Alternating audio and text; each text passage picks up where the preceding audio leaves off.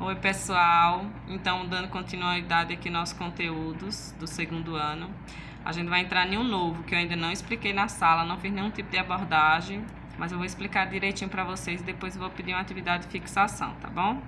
A gente vai ver sobre população brasileira, né, a demografia, e a gente não vai ficar só na população brasileira, que a gente sabe que tem outros países aí de grandes exemplos demográficos, que hora ou outra a gente vai estar citando um deles, tá bom? Então, como vocês sabem, quando a gente fala de demografia, a gente está falando de população. Então, demografia é o estudo que aborda a população humana, sua movimentação, sua composição e suas características em um dado território e tempo. Para a gente entender melhor o que é demografia, para a gente entender a importância que ela traz, né, para o estudo, para a gente entender que nível que a gente vive de demografia hoje no Brasil, a gente precisa ver o histórico que aconteceu ao longo dos anos, né, que mudou a movimentação, a característica. Hoje a gente se tornou um país populoso, o Brasil é o quinto maior país em população do mundo, ficando atrás da China, da Índia, dos Estados Unidos, não recordo quais são os outros agora, mas eu vou passar para vocês também. Então, para a gente entender, né, a gente sabe que existe um processo histórico, que houve mudanças ao longo do tempo na demografia brasileira. São vários fatores que influenciam, que a gente vai ver mais adiante, né? Como, por exemplo, a entrada da mulher no mercado de trabalho, que influenciou muito, que a gente for perceber essa mudança ao longo dos tempos, né? Quantos filhos as nossas avós tiveram, quantos filhos as nossas mães tiveram, quantos filhos as mulheres de hoje querem ter. Então, houve várias mudanças aí, a partir de N fatores, né, que influenciaram nesse novo perfil da mulher, que ela própria não quer ter tantos filhos assim, né? Por questão também de educação, por questão de mudanças na medicina, na evolução da medicina, como a laqueadura, como a pílula anticoncepcional e tantas outras formas aí de evitar ter tantos filhos, né? Então, são vários fatores que influenciaram e influenciam na demografia atual do Brasil hoje. Para a gente entender a demografia, a gente precisa saber a diferença entre crescimento populacional vegetativo e crescimento populacional absoluto. O populacional vegetativo é a diferença entre a taxa de natalidade e a taxa de mortalidade, ou seja, as pessoas que estão vivas dentro de um país, né? Que é o nosso caso, o Brasil.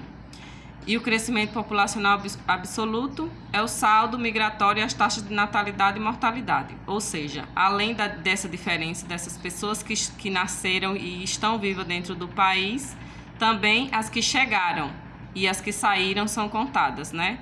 Ou seja, a população absoluta que existe, tanto contando as pessoas que vieram de fora, de outros países, as migrações externas, e as internas também, e as saídas, as emigrações. Então, existem esses dois tipos de crescimento populacional. Eu acho que hoje, o Brasil hoje atualmente tem um saldo positivo, porque a gente recebe mais imigrantes do que o que sai, né? Se a gente for observar que o Brasil hoje não tem histórico de guerra, então é um dos países que atrai migrações. E outros fatores também, né? O Brasil veio de um processo de revolução industrial tardio e isso também tem atraído muita mão de obra de fora, de outros países. Se a gente for parar para analisar, né, que é o pessoal da Itália, chegaram para o Brasil, o pessoal da Europa, várias pessoas da Europa, principalmente no sul, que habitaram o sul, que hoje espalhou por todo o território nacional, mas que eles vieram por quê? Né? Por quais motivos? Porque a Europa se industrializou, faltou mão de obra para todas as pessoas e eles migraram em busca de países que estavam em desenvolvimento e que poderiam oferecer emprego, né, e melhor qualidade de vida para eles. Hoje a gente já não tem tanto atrativo assim como nessa época, né, mas a gente ainda recebe mais migrações do que o que sai. Tem também a taxa de fecundidade, que eu já dei uma explicadinha aí anteriormente, né, que a taxa de fecundidade é o número médio de filhos por mulheres em idade fértil. E aqui eles consideram a mulher em idade fértil entre 15 e 45 anos. Então, esse número a gente viu que sofreu várias e várias mudanças, né, por vários fatores também ao longo da história. Também a expectativa de vida, que é a média de idade dos indivíduos locais ao morrerem. Ou seja, qual a média de de idade daqui da população de Luiz Eduardo. Acho que a média aqui gira em torno de 75, 76. E da região Nordeste tem a menor expectativa de vida do Brasil, né? Por vários fatores também que influenciam, como, por exemplo, qualidade de vida, né? Emprego, lazer, alimentação, e por o Nordeste ter um PIB menor que outras regiões do Brasil, tem uma expectativa de vida também menor. Acho que a melhor expectativa de vida do Brasil está no Sul, por eles terem uma qualidade de vida melhor também.